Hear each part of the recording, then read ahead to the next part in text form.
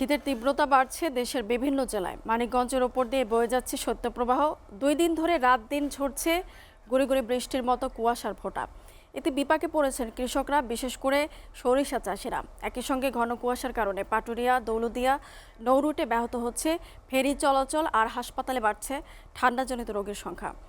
দর্শক, আমরা একটু এ বিষয়ে বিস্তারিত জানবো। আমাদের সাথে যুক্ত হচ্ছেন সহকর্মী হাসান ফয়েজি। ফয়েজি, শীত নিবারণে মানিকগঞ্জে কি শীত বস্ত্র বিতরণ করা হচ্ছে কিনা জানাবেন। মুনিয়া, আপনি যেমনটি বলছিলেন যে শীত নিবারণের জন্য মানিকগঞ্জ জেলা প্রশাসন প্রকল্প বাস্তবায়ন কর্মকর্তার মাধ্যমে মানিকগঞ্জের যে 7টি উপজেলা আছে, এই 7টি উপজেলা দপ্তরে কিন্তু শীত নিবারণের জন্য কম্বল তারা পাঠিয়ে দিয়েছে এবং উপজেলা প্রকল্প বাস্তবায়ন কর্মকর্তা এবং উপজেলা নির্বাহী কর্মকর্তার তত্ত্বাবধানে এই সংশ্লিষ্ট যে ইউনিয়ন পরিষদ আছে সেখানেও তারা কম্বল পাঠিয়ে দিয়েছেন এবং ইউনিয়ন পরিষদের চেয়ারম্যানদের মাধ্যমে এই শীতার্তদের তালিকা তৈরি হচ্ছে, এটি কাজ চলমান।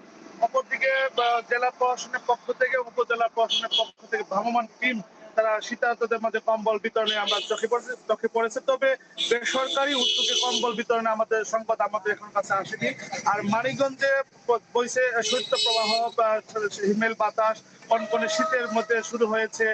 2 দিন ধরে গুড়ি গুড়ি বৃষ্টির মতো কুয়াশার ফোঁটা পড়ছে, জনজীবন আরো বিপর্যস্ত হয়ে পড়েছে। এতে ছিন্নমূল মানুষ পড়েছে বিপাকে। এখানে যারা শ্রমিক রয়েছেন তারা ঠিক মতো কাজে আসতে পারছেন না। তাছাড়া খুব ভোরে এবং সন্ধ্যার পরে মানুষ কিন্তু প্রয়োজন ছাড়া ঘর থেকে বাহির হচ্ছে না।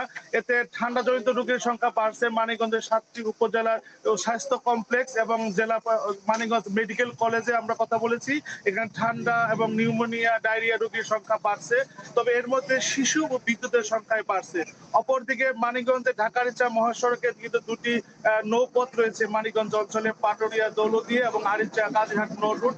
এই নৌ রুট প্রায় কুয়াশার কারণে বন্ধ আছে। এতে যানবাহনের সময় ব্যয় হচ্ছে। এই ছিল মানিকগঞ্জের শীতের সর্বশেষ খবর। মুনিয়া।